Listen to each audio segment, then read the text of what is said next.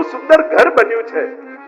સાંભળ્યું તો છે પણ જોયું નથી. એ ગિરધરલાલજી, મારી ઈચ્છા છે કે હું તમારી સાથે કાકાજીનું ઘર જોવા માટે આવું, ગુસાઈજીનું ઘર જોવા માટે આવું. અરે બાબા, હજી કઈ તૈયારી તો છે નહીં. શ્રીનાથજીએ કહ્યું, ઘરે આવવામાં કઈ તૈયારી કરવાની? ગુસાઈજીનું ઘર એ મારું જ તો ઘર છે. અને એમ એ સમય કહેવાય છે કે ગિરધરજીએ શ્રીનાથજીનું સ્વરૂપ કેવું છે, કેટલું મોટું. પોતાના ખભા ઉપર શ્રીનાથજીને પધરાવે અને પર્વત પરથી ખભા ઉપર પધરાવી અને ગિરધરજી ચાલ્યા શ્રીનાથજીને લઈ. અને ત્યાં સમાચાર મોકલાવ્યા મથુરા કે અરે સ્વયં શ્રીનાથજી આપણા ઘરે પધારી રહ્યા છે. અને સાથે લાલજીઓનો આનંદ માતો નથી. વહુજી બેટીજીઓ દોડા દોડ કરીને તૈયારીઓ કરે છે. અરે શ્રીનાથજી આપણા ઘરે પધારે છે. આનંદનો પાર રહ્યો નથી. કોઈ કે હું આ ધરાવું, આ રોગાવું, આ સમર્પિત કરીશ. અને ઉતાવળે પધાર્યા. અને ઉતાવળમાં બીજું કઈ હતું નહીં એટલે રોટલી બનાવી હતી વહુજીએ, એના પર ઘી ચોપડીને ખાંડ ભોરકાવી, એટલે એને કહેવાય ખરમંડાની સામગ્રી. આજે પણ મહાવત સાતમ હોય ત્યારે શ્રીનાથજી બાવાને ખરમંડાની સામગ્રી આ રોગાવવા. એટલે શ્રીનાથજી પધાર્યા. અરે આપણા ઘરે શ્રીનાથજી પધાર્યા છે. કેવો આનંદ આપણા ઘરે ભગવત સ્વરૂપ બિરાજે, એનો આનંદ વૈષ્ણવને કેવો હોય. તો વલ્લભ કુલને શ્રીનાથજી પધારે તો કેવો આનંદ હોય. બધા જ વહુજી બેટીજી કળશ લઈને આવી ગયા. શ્રીનાથજીનો જયઘોષ કરવા લાગ્યા. વાતે ગાતે શ્રીનાથજી બાવાને પોતાના ઘરે પધરાવ્યા છે. ખેલના દિવસો ચાલે છે. ખેલની બધી જ તૈયારીઓ કરી રાખી છે. તો હાથમાં ગુલાલ, અબીર, ચંદન, ચોવા, પિચકારીઓ કે સુડાના રંગથી ભરી રાખી છે. પ્રભુને આખો ખેલનો સાજ સિદ્ધ કરી રાખ્યો છે. શ્રીનાથજી બાવાને પધરાવ્યા છે. અને હજી લાલજીઓ ખેલાવે એના પહેલા તો શ્રીનાથજી બાવાની મુઠ્ઠી બંધ હતી, એમાંથી લીધો ગુલાલ અને શ્રીનાથજીએ લાલજી પર નાખ્યો. અને ચારે બાજુ હોરી હે અને ખેલનો ગોપાલ ગુલાલ હમારી आँखीन में जिन डारो लाल गोपाल गुलाल हमारी आँखीन में जिन डारो लाल गोपाल चंद्रमा नैन चकोरी वदन चंद्रमा नैन चकोरी इन बीच अंतर पारो इन बीच अंतर पारो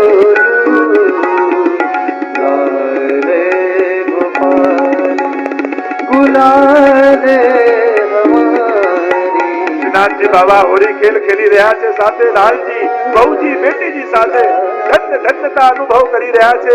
ગુસાઈજીનો સમગ્ર પરિવાર, બધાને થયું ઠાકોરજી આવી કૃપા કરી રહ્યા છે. એવો આનંદ થયો, બધાને થયું શું સમર્પિત કરીએ. ગુસાઈજીના ઘરમાં સાથે લાલજી પાસે જે કાંઈ હતું એ બધું ભરી ભરીને લાવ્યા અને શ્રીનાથજીની સેવામાં સમર્પિત કરી. જે કાંઈ હતું આ તો માનો સમર્પણનો ઉત્સવ બની ગયો. ઠાકોરજીએ કહ્યું, હું તમને અપનાવવા જ પધાર્યો છું. બેટીજીના નાકમાં એક ચૂક રહી ગઈ. અને શ્રીનાથજીએ કહ્યું, તમે બધું તો ધરી દીધું પણ હજી એમની પાસેની ચૂક છે એ પણ મને આપી. ઠાકોરજીએ બધું જ સ્વીકાર કરી લીધું. એવો આનંદ આવ્યો, એવો આનંદ આવ્યો. ઠાકોરજી આજે અમારું સમર્પણ સિદ્ધ કર્યું. છેક નરસિંહ ચૌદસી સુધી શ્રીનાથજી બાવા સદગરામાં બિરાજ્યા. અને એટલા માટે સદગરાને શ્રીનાથજીની બેઠક પણ કહેવામાં આવે છે. ત્યાં ચરણ ચોકી કહેવામાં આવે. શ્રીનાથજી બાવાની ચરણ ચોકી કહેવાય. શ્રીનાથજી બાવા ત્યાં બિરાજ્યા છે. ગુસાઈજી પરદેશ પધાર્યા હતા અને ત્યાં એમને સમાચાર મળ્યા કે શ્રીનાથજી સદગરામાં પધાર્યા છે. અને ગુસાઈજીને થયું કે ઉતાવળે પાછો જવું. અને ગિરધરજીને એમ થયું, અરે કાકાજીની આજ્ઞા વગર અમે શ્રીનાથજી પધરાવ્યા છે, ક્યાંક કાકાજી અમારા પર નારાજ થશે. અને નરસિંહ ચતુર્દશી નો દિવસ આવ્યો અને ત્યાં ગિરિરાજજી ઉપર રોજ ચતુર્ભુજ દાસ દોડતા ભાગતા સીડીઓ ચડે શ્રીનાથજીના દર્શન કરવા માટે. અને શ્રીનાથજીના મંદિરના દ્વાર બંધ હોય. પ્રલાપ કરે, ચોધાર આંસુએ સરે, હે શ્રીનાથજી બાવા, એક ક્ષણ આપને જોયા વગર હું જીવી ન શકું. તો આવો વિપ્રયોગ હું કેમ સહન કરીશ? એવો તાપ પ્રગટે કે ચતુર્ભુજ દાસને એવો વિરહ થયો કે અહીંયા શ્રીનાથજીથી સહન ન થયો. અને શ્રીનાથજીથી સહન ન થયો એટલે ગિરધરજીને કહ્યું, ગિરધર અબ મૂકું વાપસ જાનો, મારે હવે પાછા જવું છે શ્રીનાથજી દ્વાર. મારો ભક્ત મારો વિરહ કરી રહ્યો છે. અને અહીંયા ચતુર્ભુજ દાસ શ્રીનાથજીના મંદિરના બંધ થયેલા દ્વારની આગળ બેઠા બેઠા ગોવર્ધન વાસી સામરે લાલ તુમ બિન રહ્યો ન જાય.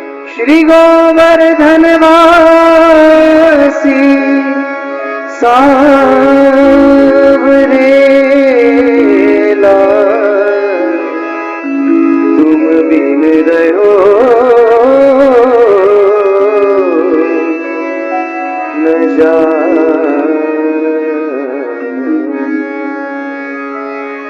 रजराज लड़े ते लाड़ी दे तुम बिन रहो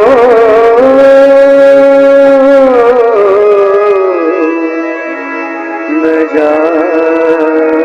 હે ગોવર્ધનનાથ, હે પ્રાણ પ્રિય, આપને જોયા વગર હું કેમ જીવીશ?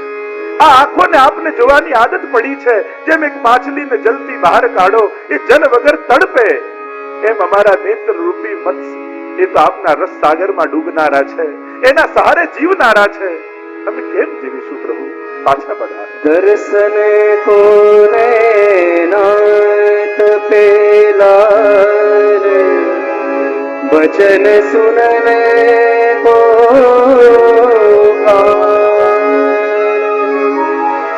मिलवे को रात पे मेरे जी के जीवन प्राण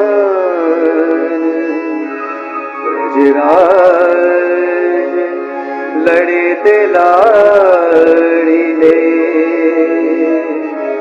तुम बिन रहो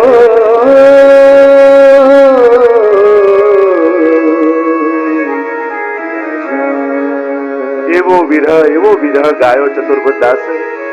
શ્રીનાથજીથી ન રહેવાય. ગિરધર મૂકું વાપસ જાનો. અને ફરી ગિરધરજી પોતાના કંધા ઉપર શ્રીનાથજીને પધરાવ્યા. બધા જ ભૌજી બેટીજી લાલજીઓ ચરણમાં પડી ગયા શ્રીનાથજી બાવાને. બાવા, આવી કૃપા ફરી ક્યારે અમારે મળશે? આવો લાભ ફરી ક્યારે મળશે? આપ કૃપા કરીને અમારે ત્યાં પધાર્યા. સર્વસ્વનું સમર્પણ કરી દીધું લાલજી. પોતાના સૌભાગ્ય માટે ગદગદિત થઈ રહ્યા છે કે શ્રીનાથજી બાવાએ આ ગુસાઈજીનો પરિવાર પોતાનો પરિવાર કરીને જાણે, પોતાનું ઘર કરીને જાણે. ગિરધરજી જ્યાં કંધા પર પધરાવ્યા, ભરેલી આંસુઓથી વિદાય કર્યા શ્રીનાથજી બાવાને. અને ઉતાવળે ઉતાવળે ગિરધરજી જ્યાં મંદિરમાં પધાર્યા ત્યાં તો સાંજ થઈ ગઈ. શ્રીનાથજી બાવાને છેક શયનમાં રાજભોગ ધરવામાં આવ્યો. આજે પણ એક ક્રમ છે, નરસિંહ ચૌદશીનો દિવસ, અને ત્યારે રાજભોગ 2 વાર આવે. ત્યારે 2 વાર આરોગ્યા શ્રીનાથજી બાવા. અને અહીંયા ગુસાઈજી પધાર્યા. બધોય સમાચાર મળ્યો કેવી શ્રીનાથજી બાવાએ કૃપા કરી.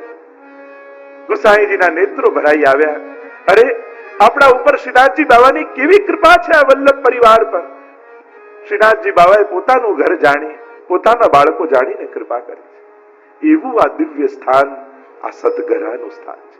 એટલે જ્યારે પણ મથુરા જાઓ, બાકી બધે ભલે જાઓ, પણ સતગરા દંડવત કરવા જરૂર જજો. એ આપણા બધાનું ગુરુ ઘર છે. આ ગુરુનું ઘર છે. કારણ કે જ્યારે શ્રીનાથજી બાવા સ્વયં એમ કહેતા હોય કે ભોગ શ્રૃંગાર યશોદા મૈયા શ્રી વિઠ્ઠલનાથ કે હાથ કો ભાવે, રહ્યો મોહે શ્રી વલ્લભ ગ્રહ ભાવે, એમ જ્યારે શ્રીનાથજી બાવા સ્વયં કહેતા હોય તો એ ઘર, એ ગુસાઈજીનું ઘર એ સતગરા છે. ત્યાં આપણે બધા જ મનોમન શ્રીનાથજી બાવાના ચરણ ચોકીને વંદન કરીએ, ગુસાઈજીને વંદન કરીએ, સાથે લાલજીઓને વંદન કરીએ, જેમના ઉપર શ્રીનાથજી બાવાની આવી અસીમ કૃપા છે. યાત્રા ત્યાંથી જ્યારે આગળ વધે, અનેક સ્થાનો મથુરાના, અને ત્યાં બહુ પ્રધાન એક સ્થાન મથુરા નગરીનું, અને એ છે શ્રી કૃષ્ણનું પ્રાગટ્ય સ્થાન, જન્મ સ્થળે, જ્યાં કેશવરાયજીનું મંદિર છે. એ કેશવરાયજીના મંદિરમાં આપણે બધા વંદન કરીએ મનોમન. કહેવાય છે કે વજ્રનાભજી ભગવાનના પરપૌત્રએ પ્રભુની આ જન્મસ્થળીમાં સુંદર મંદિર સિદ્ધ કરી અને કેશવરાયજીનું